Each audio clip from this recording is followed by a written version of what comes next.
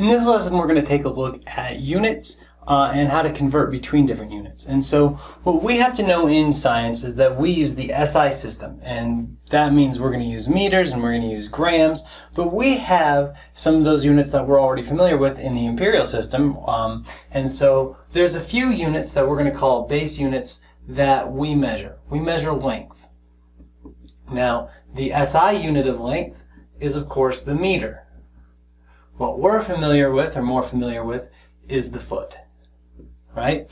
Those measure the same dimension. So we have units of meters or feet that measure the dimension of length. And then we also have the SI unit for time, which is the same as the imperial unit for time. It's the second. But we also have mass. And the SI unit of mass is the gram. We're going to, well, yeah, all right, the gram.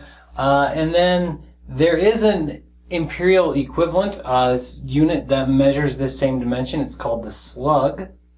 And nobody ever uses it. We tend to confuse grams and pounds because we think pounds measure the same thing that grams measure, and they really, really don't. Remember, grams measure the amount of matter that's present, and pounds is actually a measure of how hard gravity's pulling. So a pound measures force, and a gram measures matter. That being said, since we're all on Earth in the same gravitational field, there is a conversion, and we can say how much 1 kilogram of matter weighs, and so we can convert back and forth between kilograms and pounds, even though they're kind of measuring different things. So let's take a look at first the metric bases, and then how we can convert between metric and imperial. So let's just take, for instance, meters. The base unit of meters has no prefix, it's a meter. Remember, a meter is about that long, just over 3 feet. We can go either way of this, right? We take a feet, we divide it up into inches. We take a meter, we divide it up into centimeters. Actually, there's this thing called a decimeter, a tenth of a meter. So this is 1/10 of a meter. Then we go centimeter. This is 1/100th of a meter. And then we go millimeter. That's 1/1000th of a meter, right? So this is deci, centi, milli, and those are telling me what part of a meter I have. We can go the other way as well. We can go decameter. Deca, I believe, gets a DA, and that's 10 meters. We can go hecta,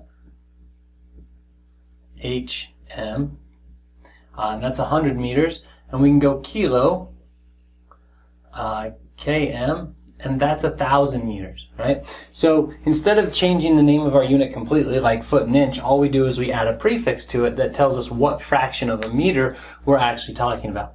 I expect that you will be able to go back and forth between millimeters and centimeters fairly easily. I'm not going to spend a lot of time on this, but I will say that it's really, really easy to deal with these, because if I have 100 centimeters, well, centimeter is 1/10, or 1/100th, sorry. And when we use SI units, or scientific notation, we can write 1/100th as times 10 to the negative 2, which means I can replace the centi prefix with what it actually means, times 10 to the negative 2, and I can write this as 100 times 10 to the negative 2, right? I've replaced the centi with what it means, meters, and so now I can see that that's clearly 1 meter. Okay? So you can convert back and forth between these different prefixes simply by moving your decimal point around, right? And there's another trick to this as well. If you want, you can just say, oh, well, how far am I going? And in which direction, right? If I'm going from centimeters to meters, I had to move 2 places to the left, and you'll notice my decimal point ended up moving 2 places to the left. If I wanted to go from kilometers to meters, I had 1, 2, 3 places to the right, and I can see that if I have 1,000 meters, that's 1 kilometer, right? So to go from 1 kilometer, I got to go 3 places right to get to 1,000 meters. So you can do that as well. It doesn't matter to me what you pick there. Now, those are kind of boring conversions because they're really not conversions. They're just different names for bigger and smaller units. But we do want to be able to convert, say, the lengths of 2 different systems, say the metric system to the imperial system. And for that, we need what's called a conversion factor. A conversion factor is just a well-chosen 1.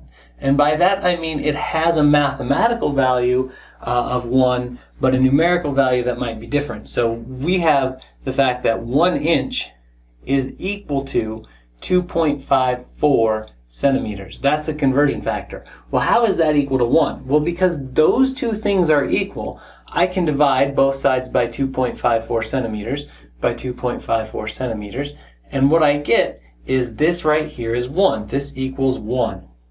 It's unitless, it's dimensionless, that equals 1. But this side is 1 inch per 2.54 centimeters.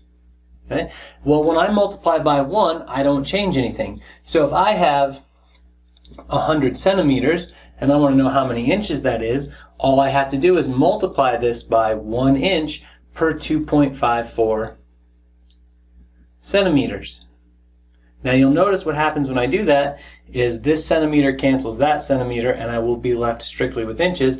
And so I have 100 divided by 2.54 inches. And do your math on the calculator, figure out what that is, and you have what 100 centimeters is in inches. So really when you have a conversion factor, let's say I needed to convert the other way, well, so instead of going from centimeters to inches, I wanted to go from, say, 12 inches to centimeters. Well, this is 1 inch per 2.54 centimeters, but now I want my inches to cancel. So I can flip that over, because it's still 1, it doesn't mean anything. So now I can multiply by 2.54 centimeters per 1 inch. And now the inches cancel the inches, and the unit I'm left with is centimeters. When you're doing unit conversions, it's very, very helpful to write them out so that you know what you're starting with and eliminate the things that you don't want and end up with the things that you do want. And so you take 12 times 2.54 and get right around, I'm guessing here, about 30 centimeters,